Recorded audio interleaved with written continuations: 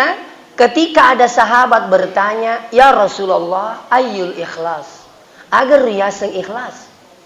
Maka dia Nabi ta ma'araftu, dia disengi. Nanti saya tanya Jibril. Si runtu Jibril, Nabi ta ya Jibril ayyul ikhlas? Jibril agar riasang ikhlas. Maka dia Jibril ma'araftu, dia disengi. Nantilah saya tanya Allah. Jibril natani pun Allah Ta'ala.